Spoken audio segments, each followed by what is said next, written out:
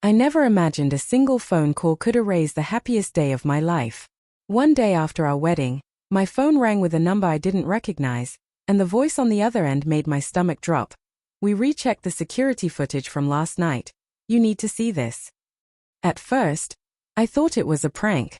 We had just celebrated the most perfect day, surrounded by family, laughter, and endless toasts.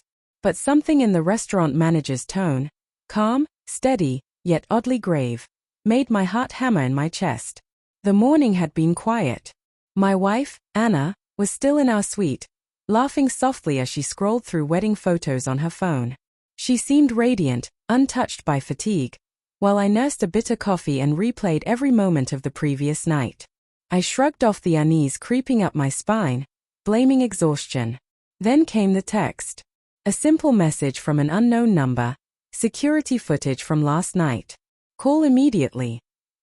When I called back, the manager's words sliced through me. "I don't know how to say this, but there's someone in the footage, with your wife, before the wedding." I thought it was a mistake, but it's clearly, well, you need to see it yourself. My mind stuttered. I wanted to laugh, to shake it off. Mistaken identity, a glitch, something. But a cold, creeping dread took root. I told Anna I had to make a quick call.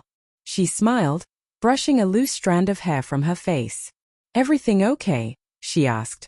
I nodded, forcing a grin, though my voice wavered. As the manager emailed me the footage, I stared at the files like they might bite. My hands shook. I wouldn't, look yet.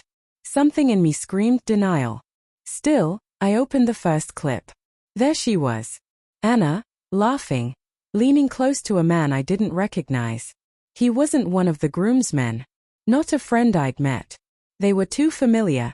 Touching, whispering. My chest tightened, my vision blurred. I closed my laptop and leaned back, trying to convince myself it was nothing. Maybe a cousin? Maybe an old friend joking around? But deep down, I knew. Over the next few hours, the signs I had ignored started gnawing at me. Her phone buzzed constantly, disappearing into her purse for long stretches. Calls she didn't answer, texts she left open, but never read aloud. Last week, she had brushed off a late-night message as spam. Memories that had seemed innocent now felt like lies. The sudden giggles at a text she wouldn't show me. The way she checked her phone when she thought I wasn't looking. I wanted to believe in her. I wanted to cling to the person I thought I married. But the footage was a seed of doubt, and it had already grown roots in my mind. That evening, I asked her gently, carefully, "Anna, was there something I should know about yesterday?" She froze. Her eyes flicked away, and suddenly, the warmth I had known for years seemed miles away. "What do you mean?" she asked, but her voice lacked conviction. I felt my heart break in real time.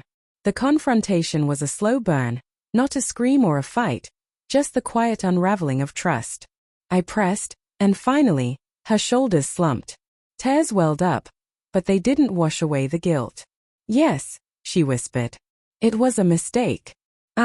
I didn't mean for it to happen. I wanted to tell you, I swear, but I was afraid."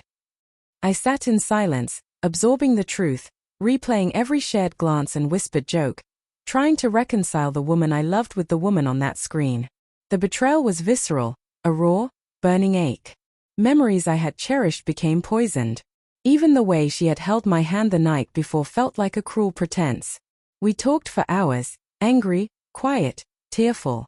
I listened to her guilt, her justification, her regret. I admitted my own confusion, my sense of loss, the loneliness I felt in a bed that should have been ours. And then, as dawn crept through the curtains, I realized some decisions don't come with second chances. I left our suite with nothing but a suitcase and the heavy weight of heartbreak. No yelling, no vindictive words. Just quiet resignation. I walked away from the wedding we had dreamed of, from the life I thought we were building, holding on to the sliver of dignity that remained. Weeks later, I sit with memories that sting, learning to untangle love from betrayal. I still think of her, sometimes with lingering affection, sometimes with piercing sorrow. But I have found a strange, quiet strength in knowing my worth isn't defined by someone else's choices. I am rebuilding, slowly, step by step, learning to trust again. Not others, not blindly, but myself. And every time my phone rings unexpectedly, I remember that one call that shattered everything, and I am grateful I survived it, even if my heart didn't.